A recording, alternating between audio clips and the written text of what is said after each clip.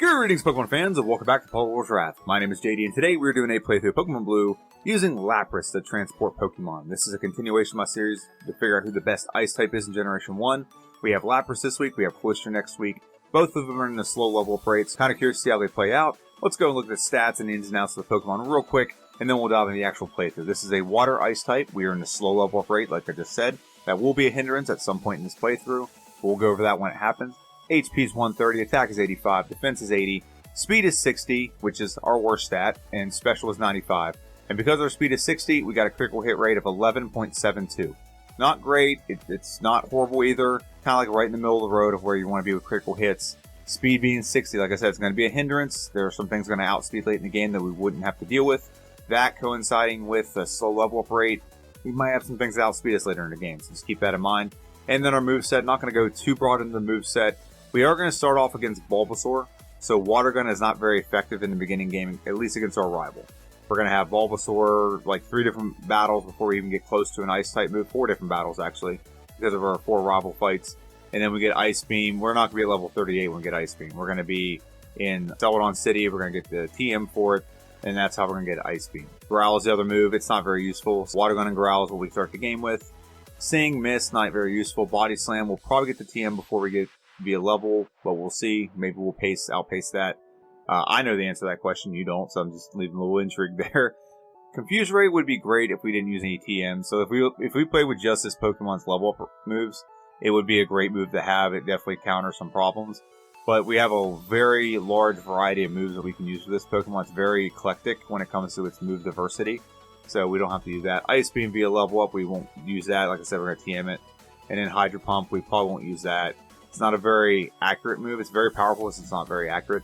And there's a bunch of TMs we're going to use. We're going to use Body Slam. We're going to use Double Edge at some point. Bubble Beam, Water Gun, Ice Beam, Blizzard, Hyper Beam, maybe Hyper Beam. And then Thunderbolt and Psychic are the 2 main ones. And there's some other ones we might sprinkle in there. However, we're not going to use any of those. So without further ado, let's go ahead and dive into the playthrough of Lapras. Lapras is going to come out, and we're going to face our rival. We named our rival. What do we name our rival? What do we name? Lars. There we go. Because it's part of our name, Lars. And our name is Sarple, which is Lapras backwards. So with a bunch of water guns, and we're just whittling them down, we're going to outpace them. We have more powerful move and whatnot. So we knock them out. Took a while, but we did knock them out nonetheless. And now we're going to move right on to the Bug Forest. I'm going to get some levels here. We're at level 5. We haven't even leveled up to our first level yet. And we should get this. I don't know if we're going to get it with this Pokemon or not. We do. Very good. So the Bug Forest is going to give us a couple levels. With a slow level up Pokemon, you usually don't actually have to do that. If you play through with no rules that you don't have to fight any battles you don't want to, and you can just play through, we can go right for Brock's Gym and knock him out really quickly. Water Gun to one-shot all of his Pokemon. However, this is a playthrough where we have certain rules. I got asked not too long ago why I played through the bugs. It's just a rule. I've always played through the bugs, the Bug Forest, and fought the bug trainers. It's just part of the game, just like this battle right here against our second rival. To me, it is mandatory. There are some Pokemon that would benefit from not having this battle, and I think that it can be a hindrance for some Pokemon, and that's part of the game. You have to be able to fight this battle. There are some Pokemon that would probably benefit from not having to face Brock's Gym first, and then be able to skip it and come back, but that's not the way the game's played. So with a bunch of water guns, we knock out the Bulbasaur and beat our rival. I'm going to move right back into the Bug Forest and get a potion and fight this last trainer. This should get us either at level 10 or just right close to it so that we can level up. Nope, we're not even close to leveling up. We're still about halfway to the next level. Move right on to Brock's Gym. We're going to face the Million Light Years trainer. He is going to come out with a Diglett. We're going to Water Gun. It's going to be a 2-shot on the Diglett. We have a lot of health with this Pokemon. It's kind of a good thing. And so Water Gun will 2-shot the Sandshrew. We do level up level 10. And we're not even going to go heal. We're going to go right into our battle with Brock because Water Gun will one-shot both of this Pokemon. However, I do believe we do not outspeed the Onix. So one's Water Gun on the Geodude, very good. And one Water Gun on the Onix, very good. Ghost Provide did nothing to us. We knock out Brock. We level to level 11. And we're going to move right on to Mountain Moon, where we don't really get much. We just add Bide to have an extra move just in case. We can get a Water Gun TM. So if we got rid of Water Gun, we could re-add it. That's not useful at all. And now we're fighting the Super Duper Nerd who's protecting his fossil, and Water Gun will 2-shot the Voltorb, and I think we're going to be about a 3-shot, maybe it is a 2-shot on the Coffin, very good. Beat Super Duper Nerd, we grab the Dome Fossil, all hail the Dome Fossil. I know if I didn't tell you, you're going to ask, actually, now I think of it, go ahead and ask. Those comments are great for that YouTube algorithm. And so now we're going to save and go right into a battle against Misty. The reason why Misty is a big deal is because Misty is going to give us a really good move, and it's going to be Bubble Beam. It's going to really be a big upgrade over Water Gun, and we only have really one attacking move right now, and we also have Bide. So if you don't know what Bide does, Bide is initiated. Everything done to us will be dealt back to the opposition double. So if Tackle does 5 damage to us 3 times, that's 15 hit points. We'll deal back 30 hit points. So that's what we're doing. So it's a great strategy used against Misty, especially when you have a water Pokemon. She doesn't do a lot of damage, and she won't use Water Gun or Bubble Beam against you, which is their more powerful moves. So it's a great strategy. So we've added Bubble Beam, and now we have a very powerful water move. Still not going to be great against our rivals, Ace, which is, Bulbasaur. But it's still going to be very good against Pidgeotto. Pidgeotto would be a 2-shot, very good. We did not get Sand Attack, which is good. Bubble Beam on the Abra, knock it out, very good. Bubble Beam on the Rattata, very good. And then Bubble Beam, like I said, will be not great against Bulbasaur. He does have some moves he can do against us. Vine Whippers does a decent amount of damage. It's mainly because it got a critical hit, but it's not doing that much. Like I said, we're very bulky. So we beat our rival and move right on to the SS Ann. Now the SS Ann, we're at 16 minutes and just about 50 seconds. We're going to go on here. Now if we were level 25, we would not have to do this. And I can't wait till my replay, because I have a strategy with Pokemon that are in the slow level up rate that I plan on doing, where we give the rare candy, every time we get a rare candy, right after we level up, if it's very low on the experience bar, we give the rare candy.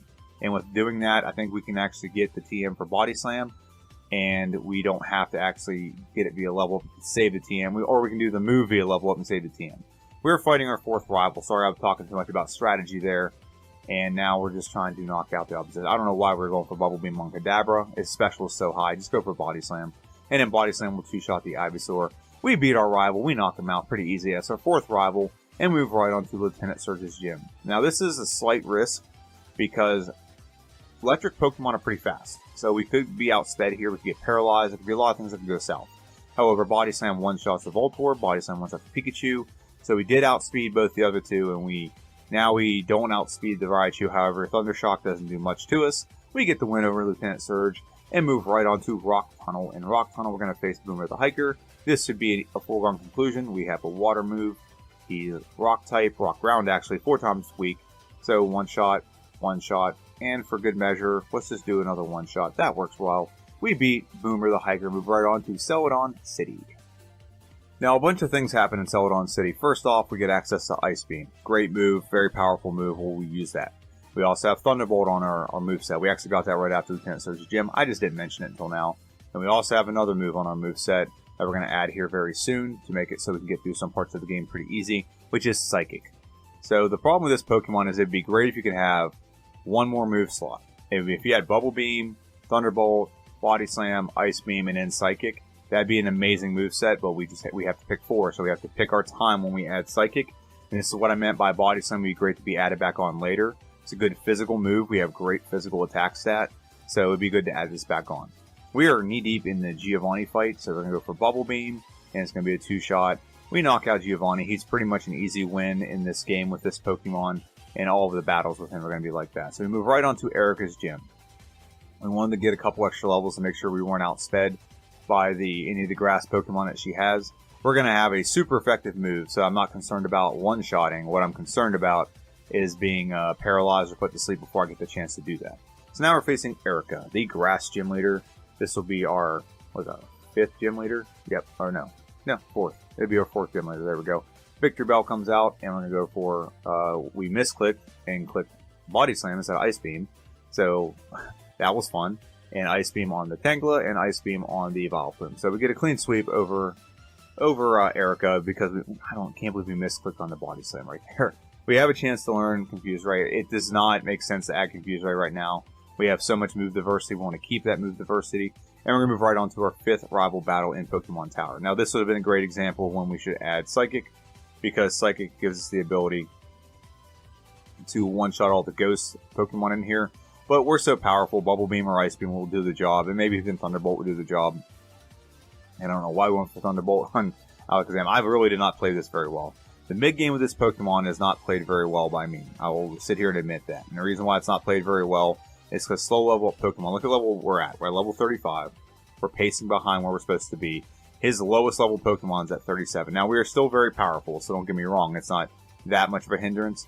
It's just the fact of the matter that we are pacing really behind where we need to be, where we're supposed to pace. You're supposed to be around the levels you're at when you're fighting these Pokemon. So we get a pretty easy win over Koga. He self-destructs. We bulk it. We tank it pretty well. And move right on to, I think we're going to move right on to Blaine's gym. Yep, this means we can get rid of Bubble Beam and add on another move and something physical. Bubble Beam on the Growlithe, Bubble Beam on the Ponyta, and we're going to do Bubble Beam on the Rapidash. It's probably not going to be a one-shot. Now, here's where our speed kind of kills us, is if he never misses at all a Fire Spin, that could have been detrimental. He outspeeds us, so he can Fire Spin us to death, and we can't do anything about it. Burning us didn't really affect us very much against the Arcanine there because we are using special moves. But we move right on from that battle right into our 6th rival battle in Silph. And we did this in this order because it helps us pace a little bit better against his team. And we're going to Thunderbolt on the first 2 Pokemon, the Pidgeot and the Gyarados. Bubble Beam on the Growlithe. We're one-shotting so far, and this would be great to add back on a physical damaging move. Ice Beam is a 2-shot. It does freeze him. Very good. And an Ice Beam on the Venusaur. Knockout, very good. Very easy win, very easy battle over our rival, and move right on to Giovanni number 2. Giovanni number 2 is just as easy as Giovanni number 1. He just adds an extra Pokemon that we have a very effective move against. Psychic on the Nidorino is a 1-shot. Kangaskhan goes down to 1 Ice Beam, very good. Rhyhorn goes down to, oh, we should have gone for Bubble Beam. That's our fault. We misclicked. There's a lot of misclicks in this playthrough, like I said. Ice Beam is a 1-shot on the Nidoqueen. We get the clean sweep over Giovanni and move right on to Sabrina. Sabrina and her whip. And we will go ahead and knock out her Kadabra with Double Edge. Very good. We have a lot of health, so Double Edge is very good with this Pokemon. Double Edge does have a recoil, but with the fact that we have a lot of health with this Pokemon, that recoil is kind of minimal. Just like Chansey is a great Pokemon to use Double Edge with because there's so much health with that Pokemon. We get a clean sweep. We really take no damage other than from ourselves. We beat Sabrina, and in the last video with Jinx's What If, I kept saying Jasmine. I don't know why. The reason why it confuses me is when I was growing up and I was having these games, I played T-Ball, and there's actually sisters on the team that were Jasmine and Sabrina, and then Sabrina and Jasmine are like right around the same time of the game that you fight them. So it's just very ironic that they were sisters. I played these games around the same time, and T-Ball team, they were like, one was like a year older than the other. We just beat Giovanni. We didn't have to talk about it. I was talking a little bit about my T-Ball days. And now we're going to go into our final rival battle before the Elite Four. Rival number, I think it's 7. So Pidgeot comes out. Thunderbolt is a 1-shot with Pidgeot. Critical hit, don't know if that matters, but we'll take the win. Ice Beam on the Rhyhorn, very good. Next Pokemon that comes up, it's Gyarados. We're going to go for Psychic on the Gyarados. Don't know. We misclicked again. We are very poorly playing this Pokemon. And this Pokemon's actually doing very well. Even with how poorly we're playing this Pokemon, still having a very solid, very elite time for its playthroughs. Now, he went for Reflect, so we got to do something other than going for a physical move like Double Edge and an Ice Beam on the Venusaur. We get Knockout, and we're going to go head on to the Elite Four. We will not learn Hydro Pump, like I said. It's not a great move. And on to the Elite Four we go. Before we head into the Elite Four, we're going to go ahead and look at our stats of this Pokemon and our moveset. The first thing is our stats. Our attack is 148, defense is 141, speed is 118, and special is 159. Solid stats across the board, honestly. There's not really a glaring weakness here. I mean, speed is still pretty slow, but it's still pretty decent stats compared to most other Pokemon. And then in the bottom left corner is our stats with the stat modifier from all the gyms. Attack's 166, defense is 158, speed is 132, and special is 178 with this Pokemon. So let's look at the moveset. Hope I can catch it quick enough. There we go. Double Edge is our physical move, Thunderbolt, Psychic, and Ice Beam. Very good coverage with this Pokemon. Not a lot of things are going to give us too many problems. Let's go ahead and dive into the Elite Four. The biggest thing we have to worry about, like I said, is speed. The first battle we have is against Lorelei. She's the Ice Specialist. Well, let's be honest, most of her Pokemon are Ice Water. So we're going to have a very effective move, Thunderbolt. Will be a 2-shot on the Dugong Gong Gong. Dugong's very bulky, and Cloyster is not. Well, it is bulky, just has a low special. Thunderbolt on the Slowbro. We would usually mimic Amnesia, but there's really there's no necessity here. Double Edge is a 1. Ooh, it's not a 1-shot. It's close to a 1-shot. We knock out the Jinx. And Lapras, hey, that's us. We get a critical hit, and we knock out the Lapras. Take very little damage, mainly from ourselves. And now we're going to take on Bruno. Bruno is the Lost Hiker. He wandered into the Elite Four. We're going to take him on very easily. We're going to go for Ice Beam on the Onix. And we're going to go for Psychic on the rest of the Pokemon. Hitmonchan goes down to 1 Psychic. Hitmonlee goes down to 1 Psychic as well. And we're pausing for dramatic effect. And then Onix comes out. We're going to go for Ice Beam on the Onix. Very good. And now we have 1 Pokemon left. I think he might actually tank this. He does tank a little bit of it. Goes for Fissure. Does not outspeed us, so we knock him out. Very good. And we're moved right on to Agatha. Agatha is going to be the biggest problem here because I think her Gengar is going to outspeed us. And he can put us to sleep. However, we do have a very effective move. We got to deal with the Agatha Lottery. Put us to sleep, paralyze us, confuse us, all those things. We did outspeed the Gengar. I was very surprised there. So with Gengar outsped, we're pretty much in a good spot with this Pokemon. We did not one-shot the Gengar, just like we don't one-shot the Haunter. It could have put us to sleep or done something, but it switched out instead, so it lost its turn.